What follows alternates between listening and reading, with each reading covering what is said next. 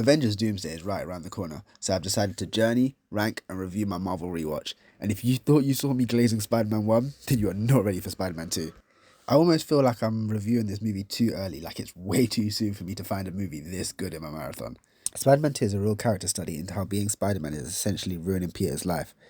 He can't be there for Mary Jane, he's lying to his best friend, he gets called lazy by a man he looks up to, and he can't hold down a job. You do feel bad for him. He's suffering from so much stress and exhaustion that he starts to lose his powers and gives up the role as Spider-Man. And I appreciate the film isn't afraid to basically show that his life is kind of better after this. And as much as he does save the little girl from a burning building, he only really resumes his role as Spider-Man properly when MJ's life is in danger. For me, plot 5 out of 5. The power of the sun in the palm of my hand. Another thing I loved was the horror elements behind Dr. Octopus's origins. Sam Raimi used to be a horror director, so he was fully in his bag here. I like the elements of the tentacles controlling his mind. It's pretty easy to make Doc Ock a simple mad scientist or a joke villain, but it was nice seeing him almost wrestle with his morality at times. Plus, it was nice that he was able to redeem himself at the end. If you haven't guessed already, 5 out of 5. Side note, it's blasphemy that in my last video I didn't mention one of the greatest comic book castings ever put to screen. J.K. Simmons as J. Jonah Jameson is one of the best parts of this whole trilogy, adding comedy and being a representation on how no matter what Peter does, he gets slandered for it anyway. And it's funny because when Peter does give up the role, JJ kind of misses him.